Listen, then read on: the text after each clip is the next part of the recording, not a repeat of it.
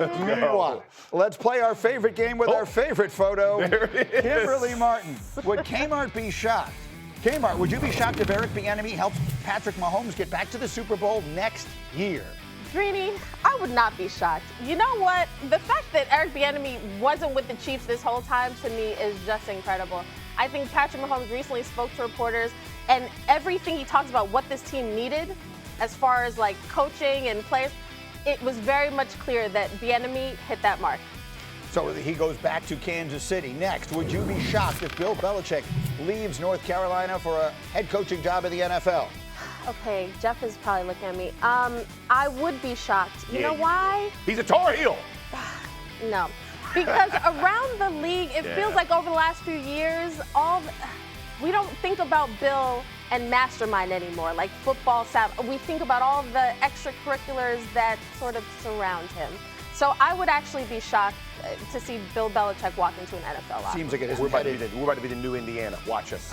Watch us. Okay, we'll see. Finally, here's the big one. Would you be shocked if Jarrett Stidham leads the Broncos to what would be an upset win over New England? Be honest. I would be shocked. Yeah, I'm not going to lie. And I feel like Dr. O's predicted the Super Bowl would be Broncos versus Rams, but I don't know. We're going to see if that actually happens, but I just think this is too big of a hurdle for them to Was that O's or Dr. Oz? Yeah, wait. Did I say Dr. O's? Yes, you did. No, O's Perlman. not Dr. Oz. Not Dr. Oz. O's the Perlman, O's the mentalist. mentalist. Big difference. Big difference, y'all.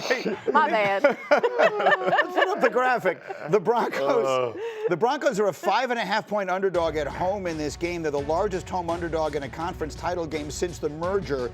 DraftKings said Denver would be a 1.5-point favorite if Bo Nix were playing in this game instead of Jarrett Stidham, or as they call him, Stiddy. And Peter, I know you've been working people in the building there. Talk to us about the man they call Stiddy. Of course, you're watching at home. Of course, they're confident in their quarterback that's going to be playing. That's what they always say. No, this is one that on the first day of free agency, when Sean Payton took the job in 2023, the very first signing they made and paid a lot of money for was Jarrett Stidham, despite the fact they already had Russell Wilson. Stidham was going to be the backup.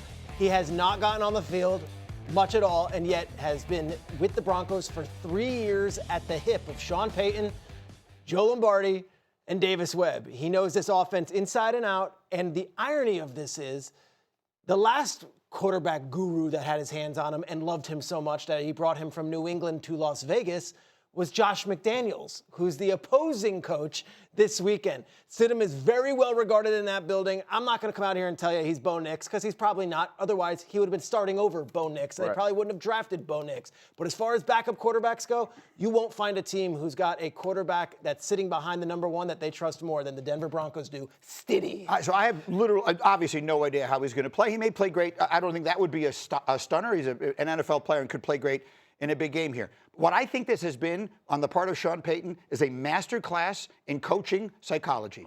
From the moment they found out what had happened with Bo Nix, he goes back out, has a second press conference. I'm in the business 35 years. I've never seen that. He goes back out there to get in front of the message. We believe in this guy. And he has made a point of telling everyone, his team, and by proxy, his team, by telling everybody else, we're not missing a beat. We have nothing but confidence in this guy. I think it has been great coaching psychology from Sean Jeff, Payton. your face, stop. You sound like every coach I've ever had. I mean, it's unbelievable. You're just seeing it for the first time to the public, but this is what we hear every time. Like in every locker room, it's next man up, the QB. There's no difference. There's a difference, and I hate to say there's a difference. It could be a different game plan. It could be a different thought process. It could be a lot of things. Sean Payton is doing what he has to do, and I appreciate all that you're saying, and I don't disagree. It is exciting to hear him, and he's taking ownership of it. And Stiddy may play well, but let me just tell you, it ain't the same. And there's a ton of difference for an offensive line. There's a ton of difference for protections, for checks, for audibles, for the expectation of what's going to happen during the game.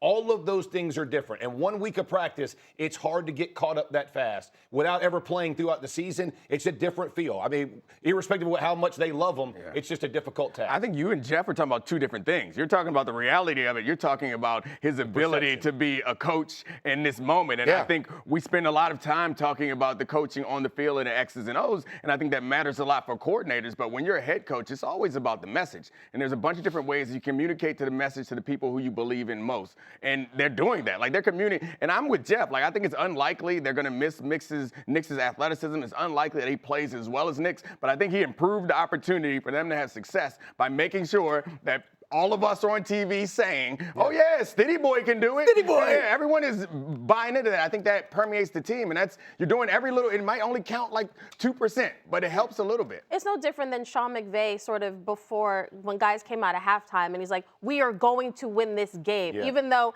he himself criticized his coaching job in the first half against the Bears. All of it. Final word. Sean Payton is a master at the back. Like, so when Drew Brees went down in 2019, he did the same exact thing and said, hey, Teddy Bridgewater's our guy. Teddy's our guy. Right. They went 5-0 with Teddy Bridgewater. they did. Like, he gets his backups ready. It's a quarterback guru as a head coach. They won't be surprised. And he's a play.